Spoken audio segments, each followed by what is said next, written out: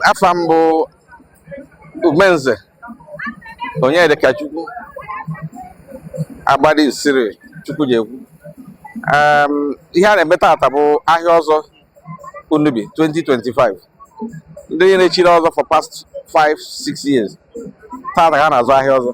Ọ ka anyị jepụta n'ahịa taata igosi Unubi na ndị Igbo niile afọ ọzọ anyị. Nze Ikejak Nze Ikejak Nze Ikejak Ogbuehi inyom aka Ogbuehi afọ ọzọ m nke izizi bụ Nze Ọnwa Amaeze. Nze Ọnwa Amaeze. Nke abụọ bụ Nze Chukwudiebere. Nze Chukwudiebere. Nke atọ bụ Nze Onyedikachukwu. Nze Onyedikachukwu. Nke anọ bụ Nze Nwatabakwu. Nze Nwatabakwu Ọzazone.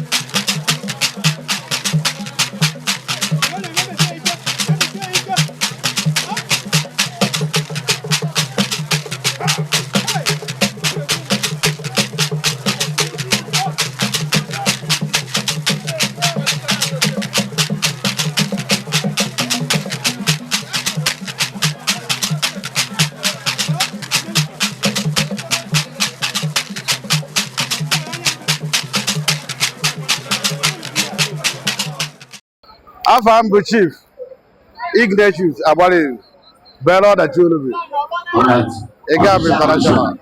Ihe a na-eme tata bụ ihe a na-eme once in 5 years. Ị na-anya ịfụ na ife Unubi ji wee biri n'ebe a maka afịa ọzọ ka a na-azụ. Ị na ma nwoke ma nwaanyị ndị nze na ọzọ na ụmụ ikorobịa kwu ha nọzi ebe a na-enwe aṅụrị maka afịa ọzọ a na-azụ tata ma igwe ma ndị ichie ya ma ndị n'obodo oyibo ndị na-ana mmadụ na-azụrọkwa na ebe a onye ọ nọzi ebe a ị na-ndị mmadụ anyị n'iru ịfụ na obi aṅụrị dị ebe niile. Daalụnụ, ọmụwa bụ Amobi Tobechukwu Ọgụm, onye Chimeleze nke izizi n'Unubi. Tata ka ndị Unubi na-azụ afịa ọzọ iji wee nabata ụmụ nwanne anyị chiri ọzọ ọfụ. It's like an official presentation to obodo na ha echiene. So unu bịa n'oge unu jedara afụ ka each of them na-abịa kwuo afọ anyị, obodo akụọrọ ha aka nabata ha wee mara na ha echiene. Anyị wee na-ekene Chukwu ofu na ka weda dị ịfụ na aka Chukwu dị n'ihe anyị na-eme. Daalụnụ.